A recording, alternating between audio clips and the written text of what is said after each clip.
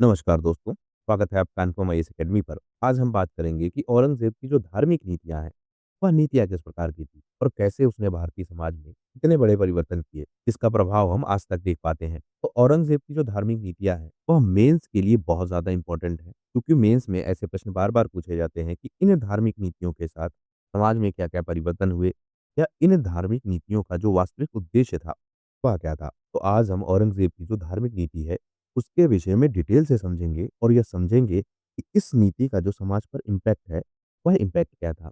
इसके अलावा जो आपका प्रीलिम्स है, प्रीलिम्स में आपसे फैक्ट्स पूछेगा कि औरंगज़ेब की यह धार्मिक नीति कब लागू हुई? यह धार्मिक नीति किससे कनेक्टेड है? कैसे आपसे पूछेगा कि नौरोज़ किसने बंद करवाया? आपसे पूछेगा कि झरोखा दर्शन यह किसने बंद करवाया? तो इस तरह बहुत सारे फैक्ट पूछे जाएँगे प्रीलिम्स में भी और मेंस के लिए तो यह टॉपिक इम्पोर्टेंट ही है। तो डिटेल से हम पूरा कवर करते हैं। पहले एक बेसिक इंट्रोडक्शन हम देख लेते हैं। अगर हम बेसिक की बात करें तो औरंगज़ेब क्या है? एक सुन्नी है, यानी सुन्नी मुसलमान है और काफ़ी कट्टर है। कट्टरता का कारण हमने देखा था कादरी यानी सूफ़ीवाद में जो कादरी संप्रदाय है, उससे यह कनेक्टेड है। यह सब कुछ हम देख चुके हैं। इसकी नीतियों के 2 भाग हैं। 2 भाग कौन से? एक इस्लाम को बढ़ावा देने वाली नीतियाँ, जिनसे यह इस्लाम को मजबूत करता है। यहाँ पर कोई दिक्कत नहीं है। दिक्कत कहाँ है? जो अन्य धर्म हैं, उनको कमज़ोर करने वाली नीतियाँ। अब इनमें कौन-कौन सी आएगी? जैसे इस्लाम को बढ़ावा देने में यह कहेगा कि जो कुरान है और जो इस्लामी सिद्धांत है, उसी के हिसाब से समाज को आगे बढ़ना चाहिए। यहाँ पर यह बात करेगा कि जो इसका प्रशासनिक क्षेत्र है, उसको यह बना देगा दारुल हर्ब से, दारुल इस्लाम यानी काफ़िरों के देश से, ऐसा यह कहेगा। काफ़िरों के देश से इस्लाम का देश, सबसे मूल लक्ष्य अपना यह बताएगा। फिर यह खुद को कहलवाएगा जिंदा पीर। अब यह पूछा गया है, जिंदा पीर किसको कहा गया है? तो वह औरंगज़ेब है। तो सिक्के हैं या फिर ऐसी कोई भी जो पद्धति है, जो इस्लाम के सिद्धांतों के खिलाफ है, उन सबको यह बंद करवाएगा। जैसे तुलादान, रोखा दर्शन, उन सबको यह बंद करवा देगा। सिक्कों पर जो कलमा लिखने की पद्धति है, उसको यह बंद करवा देगा। यह कहता था कि सिक्के जाएँगे, किसी की जेब में जाएँगे, किसी के पैरों के नीचे भी आ सकते हैं। तो सिक्कों पर कलमा नहीं लिखा जाना चाहिए। अब यह सारी नीतियाँ हैं इसकी। वहीं जब हम दूसरी तरफ देखते हैं, तो जो अन्य धर्म हैं, उनके जो त्योहार हैं, उन पर यह रोक लगवा देता है। यह त्योहार नहीं मनाए जाने चाहिए। सती प्रथा जैसी व्यवस्था है, उस पर यह रोक लगा देता है। अब यह व्यवस्था क्या होगी? विवादित होगी। विवादित क्यों होगी? कि सती प्रथा पर रोक लगाया जाना समाज के लिए अच्छा था। लेकिन औरंगज़ेब के टाइम पर जो सती प्रथा पर रोक लगेगी, वह इसलिए नहीं लगेगी कि महिलाओं के साथ अच्छा हो, महिलाओं का हित हो इसमें, बल्कि इसलिए लगाई जाएगी, वह मानेगा कि यह हिंदू व्यवस्था से कनेक्टेड है, इसको रोक दिया जाना चाहिए। संगीत पर यह रोक लगा देगा, गाना-बजाना नहीं होना चाहिए। उसके साथ-साथ जो कर हैं, उन करों में भेदभाव करेगा। हिंदुओं से अलग कर वसूलेगा, मुस्लिमों से अलग कर वसूलेगा। फिर जिसके लिए यह सबसे ज़्यादा फ़ेमस है, यह हिंदू मंदिर तोड़ेगा और जो स्कूल हैं, यानी जो पाठशालाएँ हैं, उनको तोड़ेगा, जजिया वसूलेगा और इस पूरी व्यवस्था को बनाए रखने के लिए एक व्यक्ति की नियुक्ति करेगा या एक पद बनाएगा, जिसे कहेंगे मुहतसिब। तो इस तरह औरंगज़ेब की ओवरऑल क्या है, नीति है। मुहतसिब कौन है? यह एक अपॉइंटी होता है, जो औरंगज़ेब के द्वारा नियुक्त किया जाता था या फिर प्रशासन के द्वारा नियुक्त किया जाता था। इसका काम क्या होता था? ये घूम-घूम कर यह देखता था कि समाज जो है, वह इस्लाम के सिद्धांतों पर चल रहा है या फिर नहीं चल रहा है।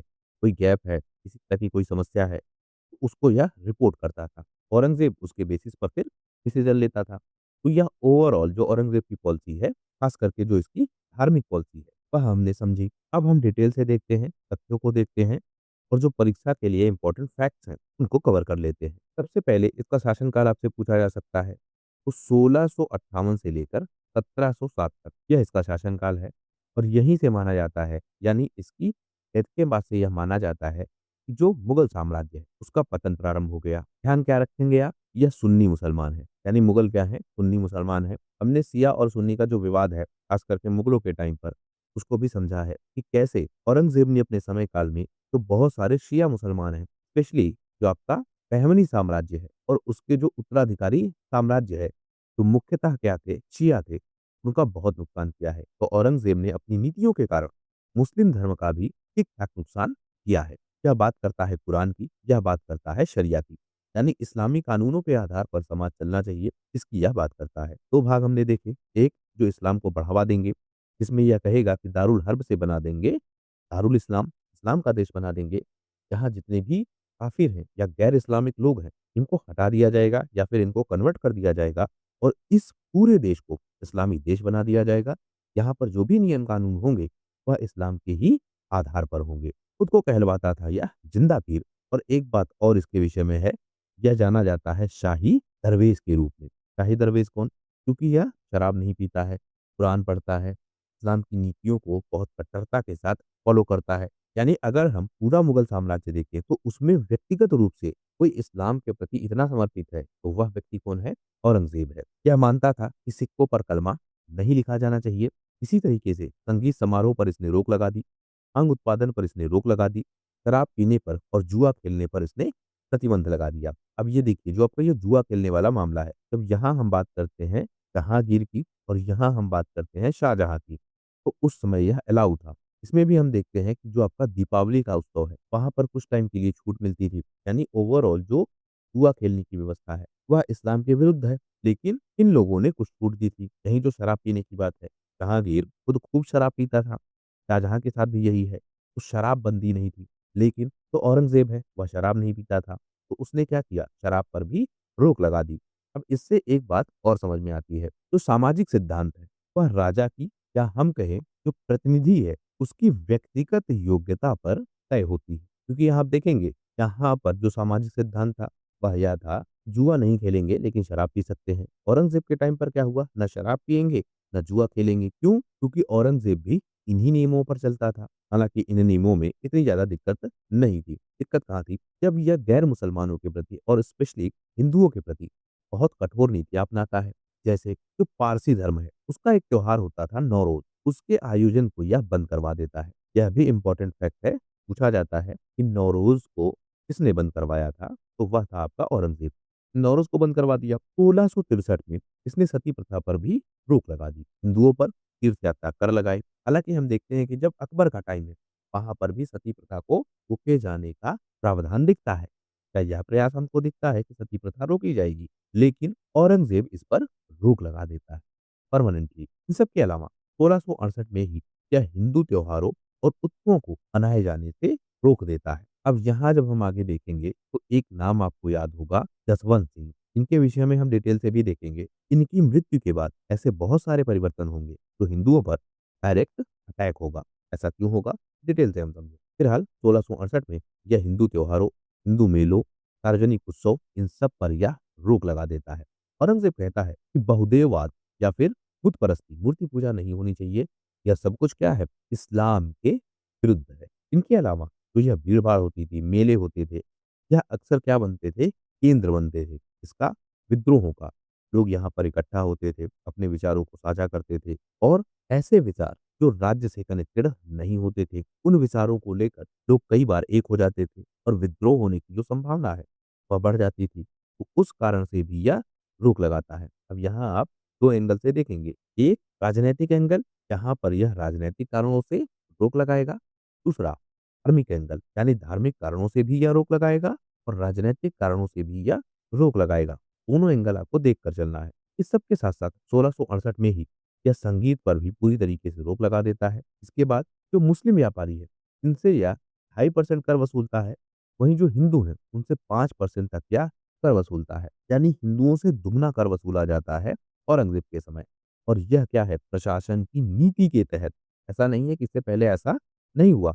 ऐसा होता था, स्थानीय स्तर पर होता था।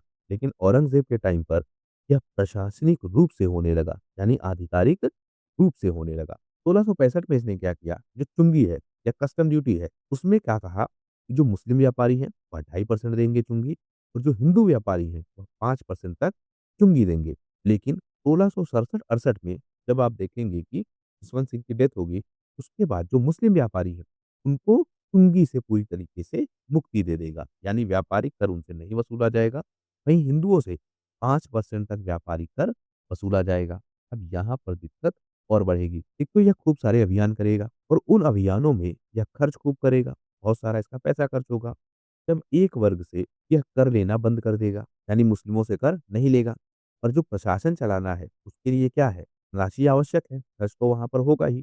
तो यह ज़्यादातर क्या कोशिश करेगा, जो हिंदू हैं या गैर इस्लामिक लोग हैं, उन पर ज़्यादा से ज़्यादा दबाव बनाएगा, उनसे ज़्यादा से ज़्यादा टैक्स वसूलने की कोशिश करेगा।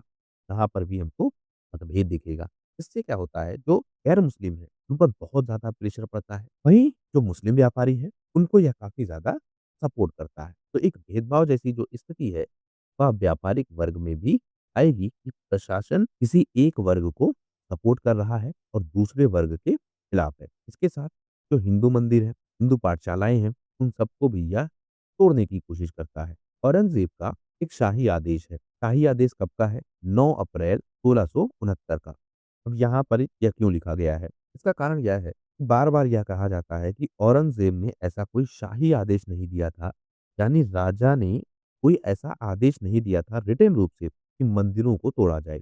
लेकिन यहाँ पर हमको मिलता है और मिलता कहाँ है? मासिर-ए-आलमगीरी में। यहाँ पर इसने लिखा है, काफ़िरों के मंदिरों और स्कूलों या फिर उनकी जो पाठशालाएँ हैं, ध्वस्त कर दे। उनकी शिक्षा और धार्मिक प्रथाओं को दबा दिया जाना चाहिए। अब यह इसका शाही आदेश। इससे बहुत सारे जो मंदिर हैं, स्पेशली जो बड़े मंदिर हैं, उनको तोड़ा गया और जो गुरुकुल पद्धति है, उसको भी समाप्त किया गया। इसी क्रम में 1669 में जो बनारस का विश्वनाथ मंदिर है, वो तुड़वाया गया और यह भी शाही आदेश के बाद हुआ था। मथुरा का जो वीर सिंह बुंदेला का केशव राय मंदिर है या केशव देव मंदिर है, इसको भी इसने तुड़वाया। यह मानता था कि मथुरा को कृष्ण की जन्मभूमि के रूप में माना जाता है। हिंदुओं का एक केंद्र है, उनकी आस्था का प्रतीक है, तो उसको भी इसने तोड़ा। यहीं पर हम देखते हैं कि जो इसका भाई था, ताराशिको, इसने इस मंदिर में योगदान दिया था, इसकी रेलिंग बनवाई थी, लेकिन इसी मंदिर को तोड़ा किसने? औरंगज़ेब को। और इसकी जो मूर्तियाँ हैं, मंदिर को तोड़ने के बाद जो मंदिर के अंदर की मूर्तियाँ हैं, उसको ले जाकर जो आगरा है, आगरा में जो बेगम साहिब की मस्जिद है, उसकी सीढ़ियों के नीचे इसने दबवा दिया। लक्ष्य यह था कि इन मूर्तियों पर लोग चढ़कर आए जाएँ, यानी पैरों के तले यह मूर्तियाँ डेली रौंदी जाएँ। इसके साथ इसने मथुरा का नाम बदला और वह नाम बदल कर रख दिया इस्लामाबाद। हालाँकि बहुत लोकप्रिय नहीं हुआ, बाद में यह बदल गया, लेकिन मथुरा का जो नाम है, उसको इस्लामाबाद रखने की इसने कोशिश भी की। सोमनाथ का इसने मंदिर तुड़वाया, जो बहुत फेमस है और कब किया? 1706 में, यानी 1707 में इसकी डेथ होती है, तो अपनी डेथ से 1 साल पहले इसने सोमनाथ मंदिर को भी तुड़वा दिया था। इससे पहले महमूद गजनवी ने 1026 में, अलाउद्दीन खिलजी ने, इन्होंने भी इस मंदिर को तोड़ने का प्रयास किया था और अंतिम जो प्रयास है, वह औरंगज़ेब करता है 1706 में। इसका भी प्रमाण हमको मिलता है मासिर-ए-आलमगीरी में। इसने 1668-69 में जो झरोखा दर्शन है, उसको भी बंद करवा दिया। उसका मानना यह था, झरोखा दर्शन के माध्यम से जो राजा है, उस राजा को जो भगवान की उपाधि है, वह दे दी जाती है और भगवान को यहाँ एक स्वरूप में दिखाया जाता है। वहीं जो इस्लाम का सिद्धांत है, वह यह मानता है कि जो ईश्वर है, उसका कोई स्वरूप नहीं है, यानी निराकार। तो इस्लाम निराकार की बात करता है। इसी के आधार पर यह कहता है कि मूर्ति पूजा ना हो और किसी भी रूप में अगर ईश्वर की आराधना हो रही है, तो वह गलत है। ईश्वर क्या है? निराकार है, उसका कोई रूप नहीं है। इसी नियम के तहत इसने जो तुलादान पद्धति है, जिसमें राजा को तौला जाता था सोने चांदी से और बाद में उसको दान दे दिया जाता था। यह कहता था कि यह हिंदुओं की पद्धति है और इसको भी रोक देना चाहिए। तो इसको भी यह रुकवा देता है। इन सबके अलावा 1679 में यह जजिया लगाता है। जजिया 1564 में अकबर के द्वारा समाप्त किया गया था, लेकिन फिर से इसको औरंगज़ेब लगाता है। तो यहाँ पर 2 तथ्य हैं। एक, 1564 में अकबर ने समाप्त किया था, वहीं 1679 में औरंगज़ेब इसको शुरू करता है। तजिया में भी इसकी दरें अलग-अलग हैं, यह आप ध्यान रखेंगे, मेंस में काम आएगा। जैसे जो गरीब हैं, उनसे ₹3.5, जो मध्यम वर्ग है, उनसे ₹7.5 और जो अमीर है, उनसे ₹12.5 सालाना यह लिया जाता है जजिया। हालाँकि अलग-अलग जो बुक्स हैं या फिर रेफ़रेंसेस हैं, वहाँ पर इसका जो पैमाना है, वह हमको अलग-अलग मिलता है। लेकिन ओवरऑल इसी रेंज में या इसी अनुपात में जो जजिया है, वह वसूला जाता था। हालाँकि जजिया का जो विरोध है, वह कई मुगल दरबारियों ने भी किया और स्पेशली राजपूतों ने भी किया, लेकिन औरंगज़ेब लगातार लड़ता रहता है और अंततः जो मुगल साम्राज्य का पतन है, वह हमको आरंभ होता दिखता है। इन सब के अलावा यह भी एक इम्पोर्टेंट फैक्ट है कि मुहतसिब की नियुक्ति किसने की थी और मुहतसिब था कौन? यह एक तरीके का मुगल अधिकारी है, इसकी नियुक्ति की जाती है राजा द्वारा और यह राजा के प्रति ही डायरेक्ट ज़िम्मेदार है। इसका काम क्या है? यह घूम-घूम कर यह चेक करे, कि जो समाज है, वह इस्लाम के नियमों पर चल रहा है या फिर नहीं चल रहा है। जो राजा ने नियम कानून बनाए हैं, उनका ठीक से पालन हो रहा है या फिर उसमें कोई गैप है। तो मुहतसिब की नियुक्ति किसने की है? औरंगज़ेब ने। मुहतसिब कौन है? एक सार्वजनिक नैतिकता का निरीक्षक, जो चेक करेगा कि समाज राजा द्वारा बनाए जो नैतिक सिद्धांत हैं, उस पर चल रहा है या फिर नहीं चल रहा है। इस तरह जो औरंगज़ेब की ओवरऑल धार्मिक नीति है, उसको हमने कवर किया, जो इम्पोर्टेंट फैक्ट हैं, उनको हमने कवर किया। उसका जो उद्देश्य है, क्यों इस तरह की धार्मिक नीतियों के साथ वह आगे बढ़ना चाहता है, उसको भी हमने कवर कर लिया। वीडियो में फिलहाल सिर्फ इतना ही। वीडियो यदि पसंद आया हो, प्लीज़ शेयर कीजिए अपने दोस्तों के साथ और सब्सक्राइब कीजिए इस चैनल को। हमसे जुड़ने के लिए बहुत-बहुत धन्यवाद। आपका दिन शुभ हो।